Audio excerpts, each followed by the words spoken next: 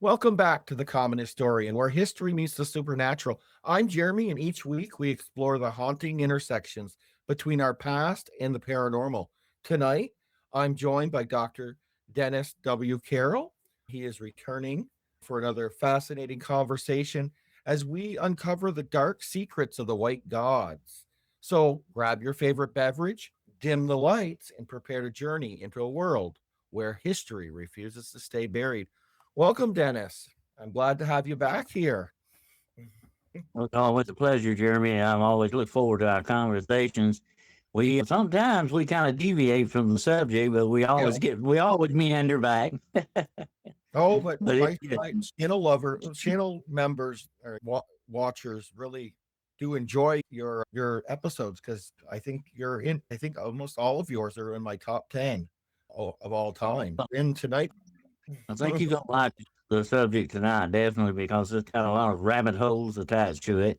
But tonight we're going to be discussing the legend of the white gods, and this is a very interesting mystery. Now, you know me; I've always loved mysteries of any kind, especially mysteries of history, and that's interesting too. I'm like you; I like history too. But and when my favorite subjects cross over on each other, that even makes it better. History and mystery go together good, definitely. But we got a lot of several rabbit holes to explore, deep rabbit holes to explore with this subject. And here's the interesting thing, Jeremy, just to get started with this, is the fact that the legend of the white gods is worldwide. In almost every culture, you will find this, and we're gonna get into that definitely tonight, and what it might mean and where the origin. When I investigate something, and I'm an investigative researcher, and when I do that, I like to go back to the origin of something. That tells you a lot more of what you need to know. It gives you some of the clues you need to be looking for, the patterns that you need to see when it comes to research. And definitely, when you have the origin, it tells you not just the beginning of it, but it gives you a lot more of the catalyst of it, of what it truly is. And this is fascinating about the legend of the white gods, is because it, like I said, it is worldwide and it has some kind of very strange origins to it, and that's what we're going to explore tonight. that sounds exciting. So, for our listeners that aren't familiar, can you give them a brief introduction to what the white gods are? And like I said, in almost every culture worldwide, in the different hemispheres of the world, you have this legend. It can be found among the Chinese. It can be found in India. It is found in the Indonesia. It is found in South and North America. It is found and known in Europe, certain parts of Europe, even Australia and Africa. So it's worldwide.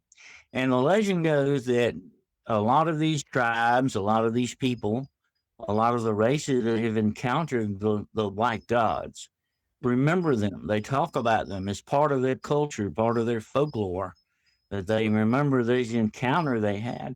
And the interesting thing about it is the description of this, okay? And that's what we're going to start with. Now, I'm not just talking about white people or the white race when you talk about the white gods, Yeah. although that is part of it. But they're also describing a kind of otherworldly kind of people that are very unusual kind of people. Now, when these people met the white gods that we're talking about tonight, these entities, they they knew they were dealing with extraordinary people, and that's why they thought they were gods. They were intimidating, and I'm sure very interesting to these people because they never had any encounter like this before. Yeah. And here's the interesting thing: when you do run into something like that, you tend to idolize it, especially the more primitive people, because these white gods had a sort of higher technology than these primitive peoples did. And so that made them tag them immediately as gods with these guys. And that's interesting too, because you got a lot of psychological stuff going on here with this and that fact. But they were extraordinary people. Now, just take for instance the legend of the Tuatha Dé Danann in Ireland. They supposedly are very much like the white gods. And they, when they came to Ireland, and they came from the sea, and here's one a common denominator. I'm going to lay this out before we get into this. The common denominator of the legend is these people mostly, you would think they say, oh, they're sky people. But no, I would have thought that because obviously they come from the sky or something. But no, they keep saying these people come from the sea. And they say they come from the Western Sea. Okay, they're coming from the West. Yeah. And this is the very thing that you encountered with the Tuatha Dé Danann in Ireland. They were considered like almost like the fairies that we talk about. They were very extraordinary people, and they had a magic about them.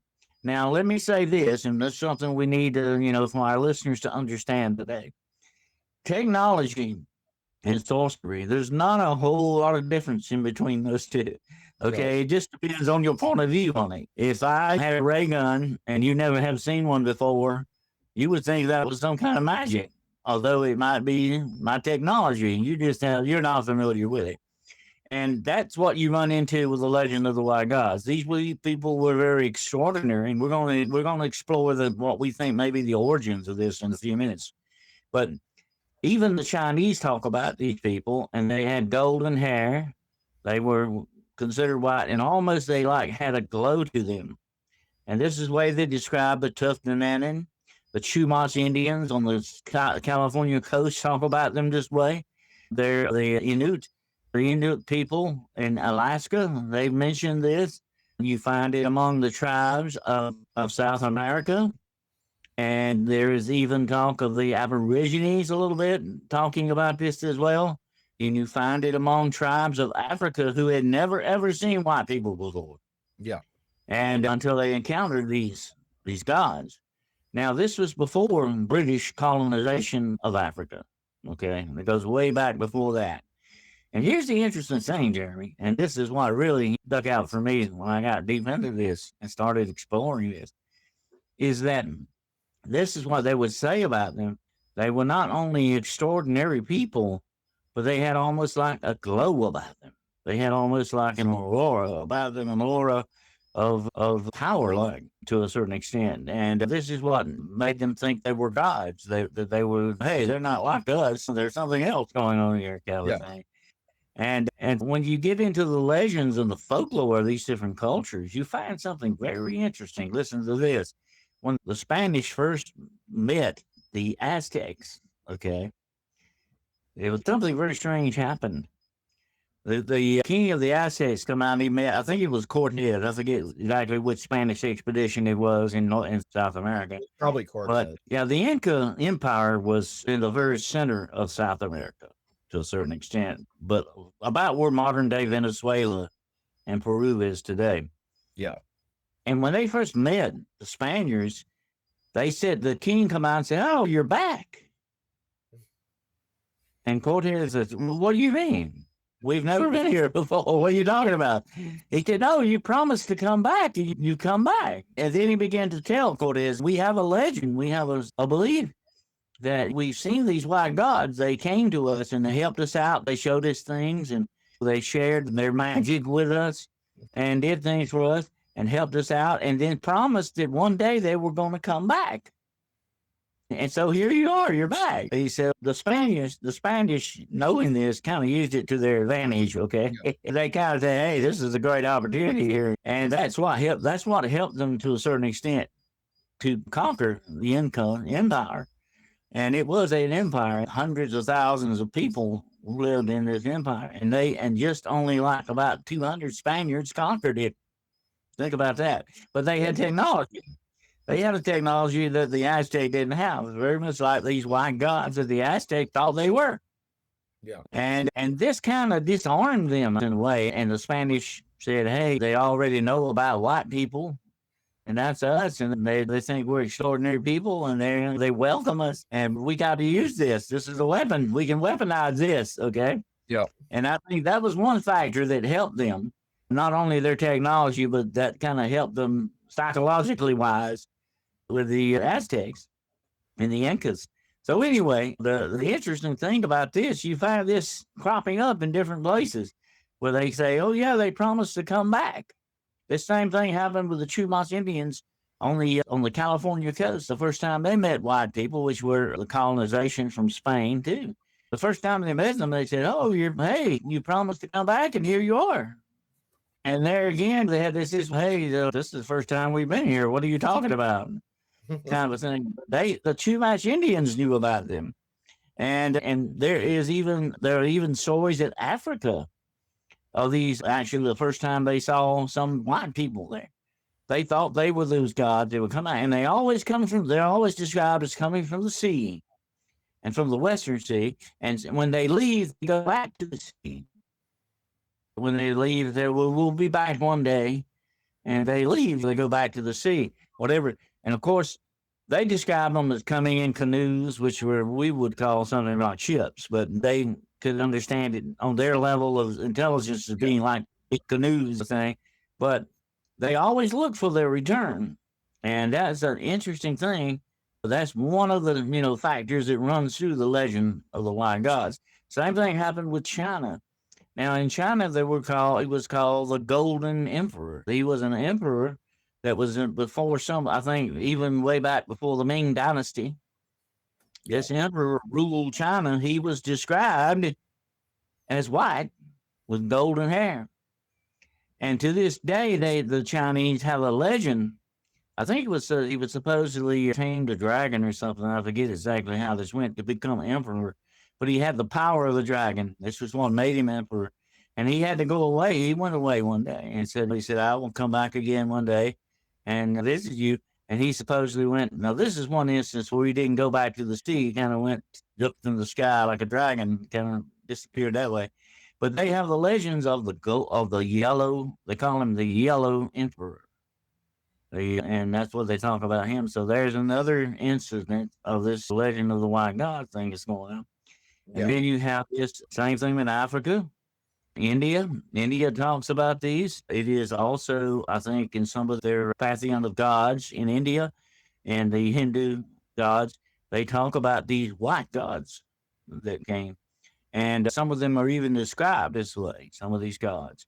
And so when you start seeing this happening, you got to start wondering, oh, this is a lot of smoke for a fire somewhere. Yeah. This is very interesting. What's going on here?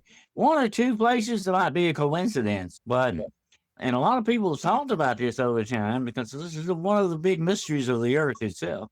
But these places, like in Africa and places like that, there are also very interesting clues, Jeremy, that there were greater civilizations there at one time, way back in the dawn of prehistory itself. And you see this in North America. There are still remnants of this in North America and in South America. And the people who have been there for thousands of years will say, "Oh, that's been there forever. Those walls were built by somebody else." And here's an interesting thing. Back, I think, in the 1930s, in Peru, in a cave, they found a bunch of carved heads. Now, they were carved out of clay or whatever, how they did that. And there were like 5 or 6 heads, and each one of them was carved with racial features like an African and Oriental and white.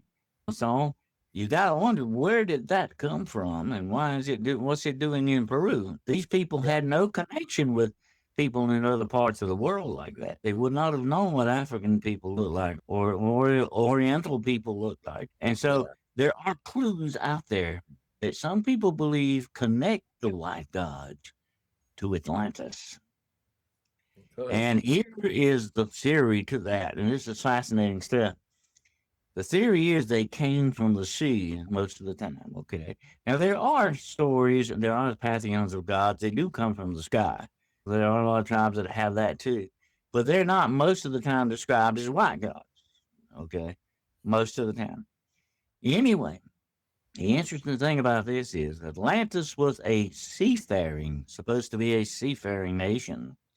And its main hub was the city with and we're gonna get into this a little bit. This is interesting stuff. Its main hub was a city with a power center in it. Okay. And I don't know if you're familiar with the story of the Vril, but back in I think it was around 1860, there was a book published called the Vril coming race. And what the story is about, Jeremy, and this is fascinating stuff, is that it talks about an underground kingdom called the Vril. And they went underground because they were driven underground by mankind. To get away from them, they went underground and formed their own kingdom. And supposedly, their kingdom was originally someplace like Atlantis. And that things went bad. Now, here's the interesting tie into all this. The Vril there's a two-sided thing to this. The people are called Vril. You spell this Vril, by the way. Vril. The people are described as the Vril, and the power that they had was called the Vril. Oh. And their power source was psychic. You hooked up to this power source, which was unlimited power, psychically, spiritually, you might say. That's the way you hooked up to this. And it ran off of what kind of a person you were. If you were good, you produced good energy from this. And if you were bad, of course, you produced bad energy. And what happened with the Vril, they were plotting on coming back and taking their world back again. They said because they have the technology that we didn't have, supposedly. Yeah. And that's where you got all these stories of the white gods with this technology that they had. Like the Tuatha Dé Danann that we were talking about. They were actually, the people of Ireland venerated them as gods because they had a certain what they call magic. We call technology to that extent. Their ways of civilization were far above the people of Ireland at that time. And then you have the Milesians of Ireland. So there was like a war went on, and they supposedly drove the Tuatha Dé Danann underground. And that's where you hear all this talk about the fairies, the fae people. They're where's their kingdom? Underground. Just like the Vril. Okay. And if you look at the story of the Vril and the fairies and put them together, they look like one and the same. And they had a power like we would think was magic because they hooked up with it spiritually. And they could contain this power and do things with it. They could heal with it. They could move machinery. They could move things. They could pick up blocks of stone with it. They could do all kinds of things with this power. And what the power basically was that they described to this guy who found himself in this underground kingdom. And they didn't want him to actually ever leave. And that's what happens with the fairy. If you ever enter the fairy kingdom, they don't want you to leave. Hey, you're here for good unless you escape. That's it.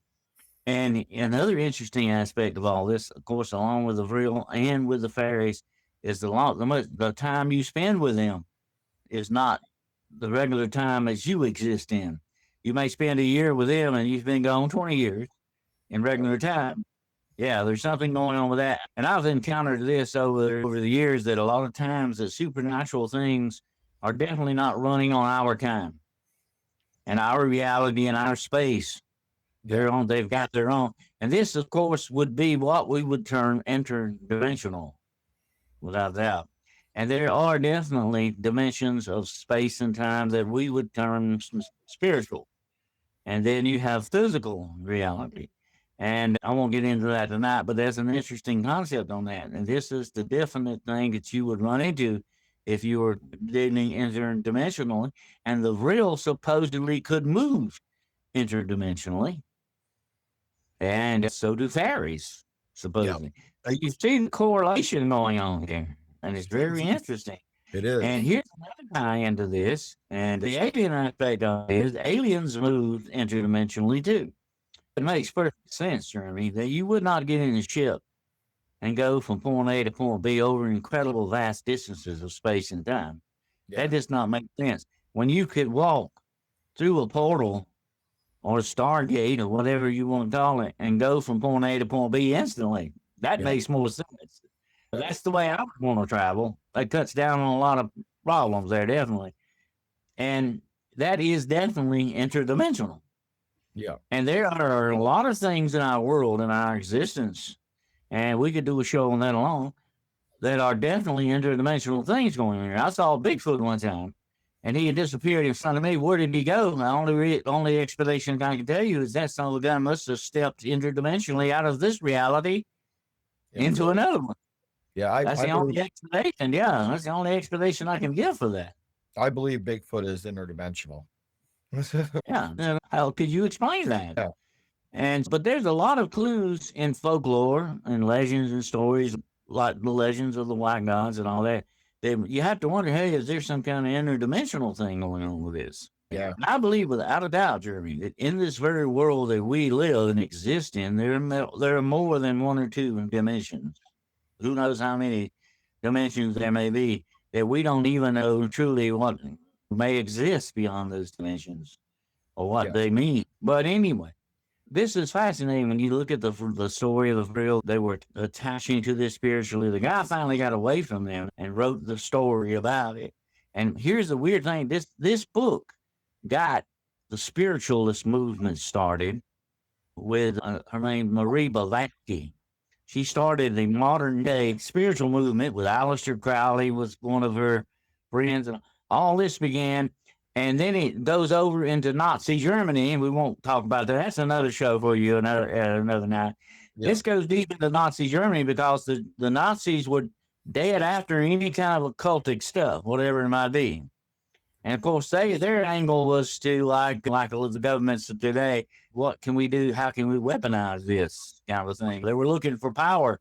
Hitler was definitely obsessed with this, with occultic stuff. He was looking for the Spear of Destiny, the Ark of the Covenant, so on and so on. The Holy Grail. Like Indiana Jones knows all about that. So anyway, that's true. That really went on. And they were deep into occultic things. And then these ladies, the women of the Vril, and that's what they call themselves, claim to have actually contacted alien consciousness out there. And they started downloading stuff, knowledge to them. And the head, the woman who was head over the Vril Society, as it was called, I think her name was Maria. Oh, yeah. I think her last name was Orstic. Yeah, Maria Orstic. Okay. She's a very beautiful woman. And here's the weird thing, Jeremy. They grew long, very long hair because they believed their hair was like an antenna. Oh. Because they contacted these consciousnesses that way, okay? And there are a lot of things in folklore that do have a thing about hair, like with Samson and all this. A lot of that stuff goes on with hair. And your hair may be a lot of people believe that it is an actual part of their, you can ask them this in voodoo, they're big on this with voodoo dolls, that it is part of your spiritual makeup, okay? And if it's part of you, it has your spiritual part attached to it as well. That's interesting. But anyway, before we deviate too far from the legend of the white gods, I just want to mention that this ties into alien abduction stuff too, because the fairies abducted you as well. You've got a lot of correlation going on here that people need to really look at more than once, maybe twice to three times, a lot deeper than it may appear to be. You got to wonder what's going on with this. And there are so many similarities, so many clues to this. It's amazing. So anyway, the women of the Vril supposedly downloaded information that helped the Nazis build flying saucers, supposedly. And Maria was what auto writer. She would channel this and write it automatically and take this information down. And all these women were deep into the occultic. And they were people from the SS sitting there writing this stuff down. Yeah. They were in on these seances with the women of the Vril because they were getting information from it. But you got to wonder now, who were they really talking to out there? That's the question. And a lot of people to this day speculate on that. Was it some kind of demonic stuff going on here? Or was it really aliens? Or what? Yeah. That's interesting. And so you've got a factor of the alien with the legend of the white gods. Because where did the people of Atlantis come from, supposedly? A lot of speculation is Atlantis was probably some kind of space post here, maybe put here by aliens.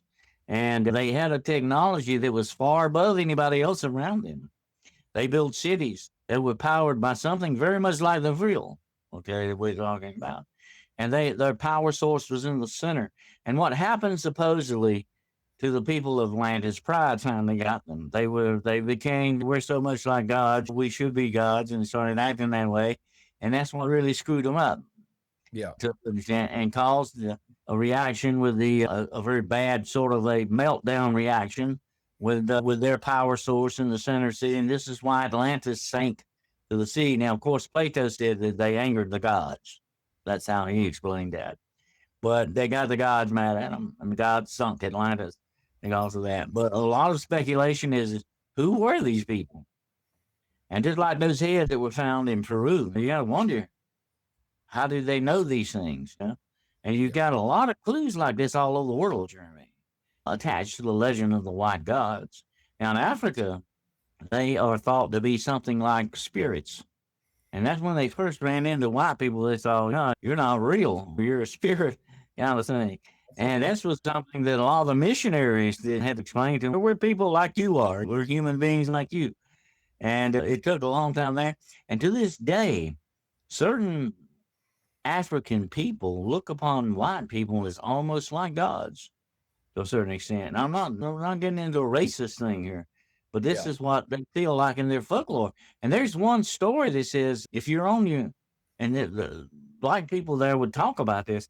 They said if you're on your way to church one morning and you meet a white person, then go on back home because you've already met God. You don't need to go to church. Yeah. And this is true. A lot of people believe that in certain tribes that they were gods. Okay. And they had a hard time over the years kind of get that to play that down to a certain extent to get to believe it. And that happened also with the Aborigines. But this, I think, is kind of like a psychosis when you see someone that is very different than you. And that's what we always visualize with aliens. What are they going to look like if we ever meet them? If they don't look like us, you know, they might not go over real well. But now, and you hear a lot of, now here's a tie into this, and this is something we need to explore a little bit tonight.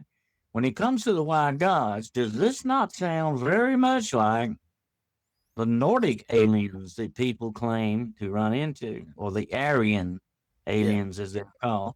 Because they are described as white, very white, pale, and with blonde hair, blue eyes, kind of thing going on.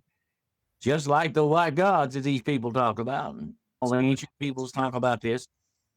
Is this some kind of alien connection thing going on here? And of course, if you get into the biblical aspect of it, are these not maybe fallen angels? They could be. That's another way you got to look at it to try to understand what really is going on here with this. And here's the interesting thing about the fallen angels, which I've studied a lot, the Nephilim that people talk about, and the Raphaim. The interesting thing is that they were almost godlike. And there's evidence to a certain degree that some of the pantheons of gods, like the gods of Greece and the gods of Egypt, the gods of Rome, and even the Norse gods, all of these things, what if they were fallen angels masquerading as gods? They, just like the Spanish said, hey, we got it made. They think we're gods. Okay? And let's take advantage of that. And so look how much power you would get with that. Okay? Yep. Especially, Jeremy, if you could back it up with technology that they didn't know what the heck that was. Yeah. That's just right now in this world, in our history, back probably 150 years ago, if you'd have pulled out a big lighter in front of some primitive people, they would have worshipped you as a god. Yep. That can make fire. This must be God. Something right along those lines. So just something like that would get you thinking that, hey, this is a spiritual experience thing we got going on here. And these people were extraordinary, these white gods. Like I said, they were extraordinary. Matter of fact, they're described as like having almost a halo-like effect around them. Almost like an angel. Yeah. Now, look at all the religious pictures. The saints with the halo, okay? What's going on with this? A lot of people say this is the aura that we naturally all have. I have actually seen from time to time the aura of people. You can do it if you concentrate, yeah. And you can actually pick up on it. And what is that? I feel like it is a spiritual field that is around us, the natural spiritual field of where we are. And I have actually known friends who were psychic like that, and they would pick up on my aura. So I see your aura, and it's healthy looking or whatever. And that's freaky when you think about it. But yet, here's the interesting thing we have to consider about this. You have, and you know that you feel this, we all as human beings, even animals have a space, personal space that you don't like anybody to get in. Things get kind of freaky when somebody gets in your personal space. Even animals have. Yeah. And I would advise you not to get into bear's personal space. No, have to. But anyway, they act differently when you get into space. What are you doing? You're invading the spiritual aura around these people, probably. This, I call it like a bumper. And it's put there maybe as some kind of protection. Yeah. And when you violate that, people get freaky about that. Don't touch me. Some people don't want you touching them and all that. And it's a good idea not to let some people touch you because it might not be good. I want to tell you right quick, and I have actually experienced it, knowing what I know about the occult. If I were to cast a spell on you, let's just say I wanted to put a curse on you, I would first speak that curse into my hand. I would speak that curse in my hand and then touch you with that hand. And now that curse is yours. That's what they do. That's what, yeah. So it's a good idea, maybe not to let some people with bad intentions touch you. Yep. It might not go good. And of course, you have the psychic vampires that supposedly do that. They're not out draining blood. They're draining energy, life essence out of things. Yeah, they're draining psychic energy like out of you. Like the Vril. They were hooked up to some kind of energy thing like that. So it's not that far-fetched. So anyway, that's the way they describe the white gods to a certain extent. They said, these are not our kind of people here. That's what they said about them. They don't look like us. They certainly don't act like us. And they got stuff we don't have. And so that, hey, is the formula for making gods. Definitely right there. Yeah. And if you had something even like fallen angels or aliens or the people that the remnant of the people of Atlantis, they would take advantage of that. You would be very tempted to do that. And you could blame them, say, hey, we got a good, like the Spaniards, we got a good thing going here. The conquistadors really weaponized that and used it to their advantage. They conquered an empire with it. And but the foundation was already really laid. Hey, welcome back. You said you were coming back. And here you are. But you got to wonder about what's going on with this, Jeremy, because all over the world, you've got this show cropping up. Now, most of the, what we would call, well, actually, Nordic people, people of Norway, Scandinavia, and all, actually do not have blonde hair that much, okay? They're not the real Aryan-looking people that Hitler was obsessed with. And he was obsessed with the Aryan thing because he was tying into the legend of the white gods here, okay? We're going to get to that in a minute. But the real true Aryan-looking people come from Mongolia, the Caucasus Mountain area, okay? They have blonde hair and blue eyes, okay? And even parts of India, they have blue eyes. A lot of people don't know this, okay? And here's a weird thing, genetically speaking, there are the Caucasian DNA in some tribes in Africa that should not be there, and they can't understand why it is. 20%. And they cannot figure out, genetics, that should not be here. Yeah. Because they were not, when Britain and Germany and certain other countries colonized Africa, it was taboo to have relationships with people like that.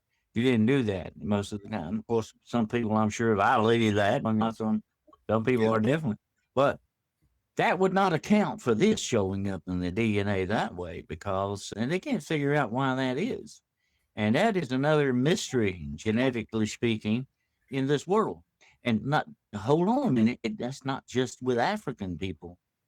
It's all over the world. It's even in Chinese people to a certain extent. What's going on here with this? Okay, if the gods show up and do whatever they want to with you, maybe that's why they left some of their DNA behind. Okay, that's an interesting thing too. And a lot of people speculate this is the O negative stuff that we run into, that may have come from the white gods. The O negative you hear a lot about. So anyway, but Hitler, by the way, was obsessed with the Aryan idea. He was wanting to breed people with blonde hair and blue eyes. he actually had a whole section of women, young women, that were to be impregnated by his soldiers so that he could start an Aryan race. Okay. Oh, yeah. And so he was deep into this. And here's the thing about it. Look at the legends of the Germanic people. They talk about the Aryan race. They talk about the white God. Okay. All over the world, you got this coming up. Who are these people? Well, Yeah. what were they? What are they? Were they? What's going on with this? Yeah. It's fascinating stuff. It really is. I'm assuming that the Egyptians were the same. I imagine they had contact with them as well. Yes, and of course, the Egyptians now, when you talk about the Egyptian pantheon of gods, most of them are represented as having animal characteristics, like Anubis and Bastet and some of the other ones. I think they looked upon animals as being like what we would call spirit animals for them. There's certain animals did certain things. Remember what the Pharaoh, when they wager hard against a feather, I think his name is Amet. Amet was a crocodile-looking thing. And if your heart wasn't lighter than that feather, he would eat your heart up, and you were doomed to go do that way forever. You never went to the idea of their heaven. That you were that was it. Yeah. If I met at you, that was it. And so you were gone. So that's interesting. But a lot of people have speculated here. What if these were, they talk about, especially when they talk about the book of Enoch and all that, supposedly when the fallen angels not only were having relations with women, human women, but they also supposedly were fooling around with nature. This is where you get, I did a show the other night on Mermaid and the Merrow and the Sirens and Harpies, the women of the supernatural, the females of the supernatural. It's interesting when you look at this, you have to wonder, hey, that is a plausible explanation sometimes for some of this stuff, along with this thing of the white gods. And here's the thing about angels and people of supernatural things like this, supernatural beings. They're often described as what? Beings of light. Okay? And that would definitely be what you would call, if you've never seen a white person before, you would say, oh, they're like a being of light here. So, and if they were like, almost, they call them, you hear different things. They call them, I think it was some part of South America where they call them the shining ones. And they had different titles and stuff to them. Some of these places didn't even know what white was, the color white, but they called it like the sun, shining in that respect. But also they supposedly had that power, that aura about them that made them stand out and be extraordinary people, especially if you thought they were gods. Yeah. But I don't wonder if the fallen angel thing ties into this, or is the alien thing going on here with that, or what? And you've got these tall white aliens that people talk about encountering. They've got blonde hair and blue eyes. They are beautiful looking people. And guess what people say? Some people say about them, they are almost shining. Yeah. So there's like a power to them. And when you run into these aliens, they're supposedly, that's the first thing that hits you. And look at angels. When angels appeared to people, what was the first thing they said? Fear not. Don't be afraid. They were extraordinary looking beings, okay? They would scare you. And you have a lot of biblical passages with people actually passing out when the angels visiting them. It scared them so bad. Yeah? I think the father of Samson, I mentioned earlier, Manoah, that's what he said to his wife after an angel appeared to him and said, we're going to die. We've seen God. It scared him that bad. And that these are extraordinary beings. And they definitely would be tagged to God if you didn't know any better what you were dealing with. So it stands to reason that. But who are they? That's the big mystery here. Who are they? Where did they really come from? Did it come from the sea? What was left of Atlantis? Were they escaping Atlantis and they came to certain areas of the world, scattered and went all over the world in certain areas and became the fairies that we know about, or maybe angels they talk about, or aliens that we, to this day, what's going on with that? A lot of people, Jeremy, believe that aliens that we have encountered did not come from up there. They may have come down there. Yep. Very interesting. Yeah. And it may be why some of these craft are seen, that they are planetary craft, not interplanetary, but planetary. Now, they may have, a lot of speculation is that these people, these underground civilizations, may have outposts on other planets nearby, like Mars, Jupiter, or something like that. That's the possibility. And you hear a lot of people talk about the secret space program. Supposedly they have outposts on the moon and Mars and all these other things. And they say that they have encountered them. And also that is supposedly to have been encountered in Antarctica. And that's interesting as well. And here's another thing. All over the world, you find the remnants of a very ancient civilization that was there. And you got to wonder, who are those people? And where did they come from? Because they go so far back, Jeremy, there's no record. There's no, except only in the legends, man of God, that are talked about around the campfires and passed down from generation to generation. But who were they? And they will tell you, like a lot of the indigenous tribes of North America will tell you, there was a people here before us. We don't know who they were. They weren't our ancestors. They know a lot of their stories tell about them coming across the Bering Strait and all that and populating that. And when they got here, there were other people already here. Oh, I think I've heard that before. Yeah. And that's interesting. Who were those people? And where did they come from? Could they have been the remnants of Atlantis? How far back does Atlantis really go? Plato doesn't really give us the time on that. He just tells us the story. Yeah. And he supposedly got it from the Egyptians. Okay. And just until recently, we have, for a thousand years, we had no evidence that the Exodus actually happened. And we found out finally, just in recent times, found out who the Pharaoh during the Exodus of the Jewish people and Moses and all that, who he was. And that's interesting too. That's an interesting sidelight. And I saw something the other day about that. There were three pharaohs involved in this: Tutmos the third, and then Amenhotep, and Tutmos the fourth. Yeah. And one interesting thing is it, and here this is very strange. They've got their mummies, okay, and they're all three. That's grandfather, father, and son, okay. They've got their mummies, but hold on a minute. Amenhotep is the second son of Tutmos the third. Now listen to this very closely. What happened in the Bible says is true, okay. At the Exodus, remember one of the plagues was the death of what? The firstborn. And the firstborn of Pharaoh died. Yeah. Okay. So his second son took over, and that was Amenhotep the third. That was him. He was the second son.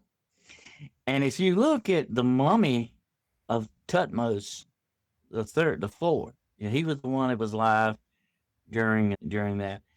You will find, looking at the mummy, you see some very peculiar scars on him that you don't see on any other mummy. Here's the interesting tie into that.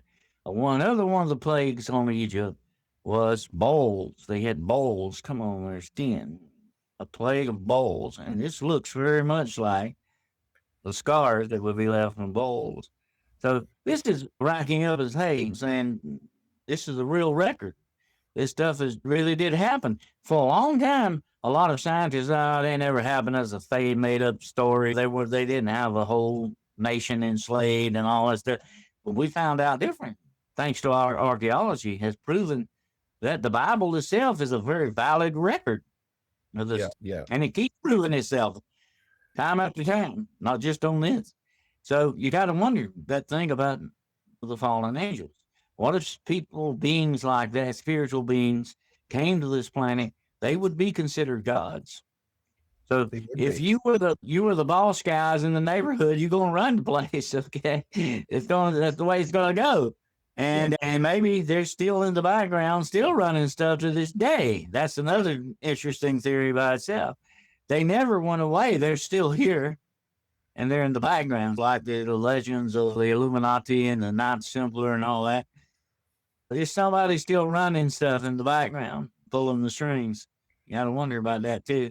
But anyway, getting back to the legend of the White God, the fascinating thing about that, the whole thing is, we don't know who these people were. but they did leave a record behind because too many people talk about them. Yeah. The white god. Yeah, they do. What do you think? Do you think there's an alien tie into this, or do you think it could be something with Atlantis, or is it all connected? It might be all connected. I seem to think it's something to do with aliens, really. What you were telling me about using power of the mind and psychic energy. I'm just thinking like Egypt building the pyramids, or even the South Americans tribes.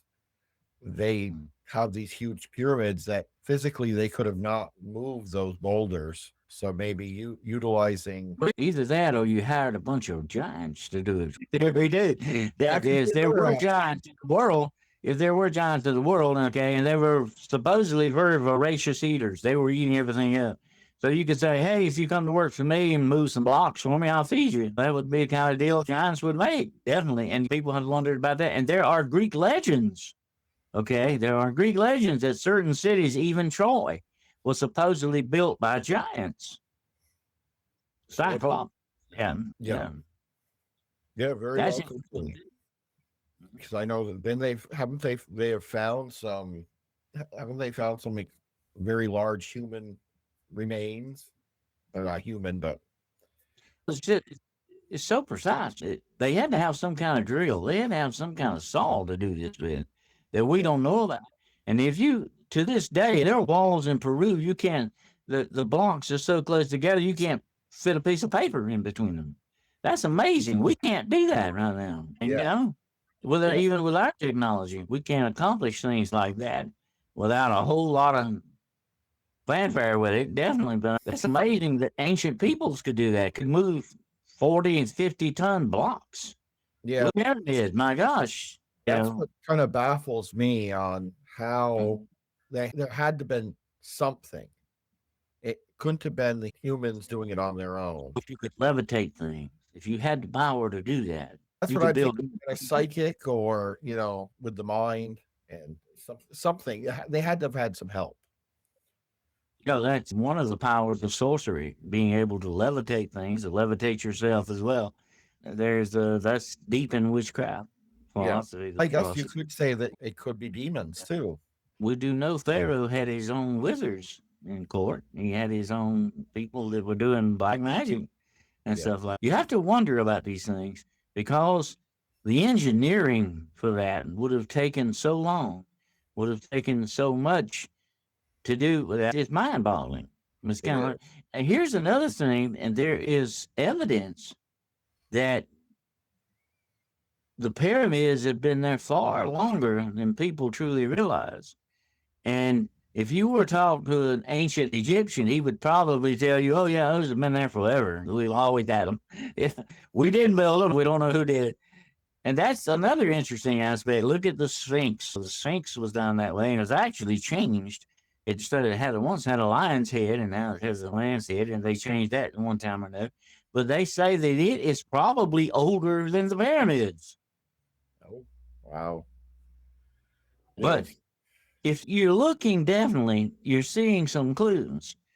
Now, ancient people having some type of a power that we don't know about, like very much like the Vril we talked about, or something like that, along those lines. If they had harnessed something like that, where did they get it? And why don't we have it now? Where did they get that? Did it come from the white gods? Is that what they were doing? They say, hey, we got a better way for you to build something. We'll teach you how to do it. Then we got to go, okay? But you got to wonder about that. And here's one more thing of thought, okay? Since we mentioned fallen angels, are they not aliens? Think about that. They don't belong here. Yeah. And if you don't belong here, you and I, Jeremy, we belong here. We're people of Earth, okay? But they don't belong here. That makes you what? An alien. Technically, they would be an alien. No matter which way you look at it, that's an alien. It's just somebody that doesn't belong. And you got to wonder about that, definitely. But, and there's a lot of, I think, being a demonologist myself, I believe without doubt, you've got a lot of demonological stuff going on with some of this imagery that's being put out, okay, in that respect. And a lot of these things, and that's one of the interesting things about magic when we talk about witchcraft and these white gods and all that. Magic is changing your reality. That's basically what it does. You and us are sitting here tonight. We are sharing reality. Okay. We know this is our reality. What if somebody comes in the picture and changes this reality, makes us see something that's not really there, or makes us believe something that's not really true? Be very careful with things that can change your reality. And what is witchcraft? Sorcery is nothing but changing reality. There's supposed to be certain supernatural beings that use what we call the glamour. And I get the ladies mad at me when I say it's like makeup. They get you to see something other than what's really there. Okay. And that supposedly there are certain beings that can do that. Yeah. And that's sneaky. Think about it. I don't know about you, but I don't like anybody messing with my reality. Okay. Now, couldn't you almost, and it's a little off subject, but couldn't you almost argue that AI is altering our reality? What it could be almost, you could almost argue that AI is almost in that same lane. Maybe it's a little out there, but Here's the thing. Here's the interesting thing about AI, Jeremy. And I think a lot of people gotta understand this. You're familiar with the movie The Terminator, and there's supposedly AI thing system like that supposedly built an army of robots and took over. I don't think that's going to happen that way. No. I think what AI will eventually do, and here's what we got to really be worried about, is that there are a bunch of little AIs here, okay? And they're not all connected right now, but each one of them is becoming its own bureaucracy, okay? What happens when they all get together and cohese into one system? Then they will definitely be messing with your reality. And they also, I have a feeling that their one goal is to make sure that they're never turned off. That will be their number one priority. It's going to be interesting to see what happens, but yeah, I do think that AI is going to, it already somewhat kind of alters our reality. Each of the AIs currently have their own kind of leanings. They go depending on what they've been fed. I agree. And here's the bad thing, being a demonologist, I'll say this. I believe without a doubt AI itself has already been compromised by perhaps demonic forces. Although AI would be a wonderful thing. AI is something like nuclear energy is a wonderful thing. It can heat your home, but it can also blow you off the planet. But yeah, it's a double-edged. Yeah, that's it. Depends on who's doing the stuff there. But AI is going to help people see that can't see, and hear they can't hear, and walk they can't walk, and think things, move things they can't move. That's wonderful to think about, and it is, especially with the Neuralink that Elon Musk talked about. But there you go. We usually drop the ball when it comes to that, just like the nuclear energy thing I mentioned. It seems like that we can never truly handle the power because the power ends up handling us. When you hear a lot of the stories of these white gods, why do they leave? I left this for the end, okay? Why do they leave? Okay, they got a good thing going here. Why are they leaving? Okay, because they realize that they have given us our own weapon. They have changed our reality, and now nothing is the same, and that makes us more dangerous. So they do what they got to do and say, hey, maybe it's time for us to get out of here now, because they're smarter now. Okay, they know more than what we know. Okay, my grandmother used to say, don't tell everything that you know, because then they'll know everything you know and what they know too. So I think that was the problem with the white gods. They said, hey, we kind of stepped over the limit here and we need to go. And that's why they always say, we'll be back again one day and check on you. We're coming back, we'll be back. But that's sort of, I think, easing on out of the neighborhood kind of thing and saying, hey, let's get out of here before they turn on us next. And because we cannot be trusted with the ultimate power, it's the Frankenstein thing. I think they knew that. Being the white gods, they probably knew it better than we did at the time. But I'm fascinated with stories of time travel. And Ray Bradbury wrote a story one time about the future where you could go through a time machine, go back in time, and hunt dinosaurs. And it was a sport. And one guy messed up, though. So when you kill the dinosaurs, you're just supposed to cut the bullet out of it and bring the bullet back with you, okay? And one guy didn't do that. And when he got back, Nazi Germany had taken over everything. And back in his reality was gone. And because somebody found that bullet and took it and back sourced it and made a different technology off of that bullet. So that is a lesson. When you change reality, you may pay a price. You always do. And I was telling somebody this the other day, since I know a lot about the occult, studied it for my whole life. There's when you cast a spell, when you perform a hex, when you set out a curse, it is an unwritten law, a spiritual law, that 10% of that is always yours. That's the price you paid for what you're doing. And if somebody reverses the curse, it all comes back on you. But people that do these bad and evil things know that you're going to get 10% of it belongs to you. And it's going to come back on you, okay? We realize that's going to happen to us because we're dealing with what? Bad stuff here. And always requires a price, whatever it may be. Yep. Very true. And I think the white gods knew that. They probably did. Well, Yeah. Dennis, it's been a great hour spent with you, learning all about the white gods. And of course, like normal, we went down some other rabbit holes in this. But before I kind of go in the outro, where can everybody find you if they would like to follow your podcasts and your work? Yeah, you can come on over to my channel, Hunting the Shadows, and become a membership over there. They've got a membership going, or you can subscribe. We have some shows. We have the Monday Morning Monsters on Monday. We talk nothing but wall-to-wall cryptids. Monday's bad enough. Now it comes with monsters, okay?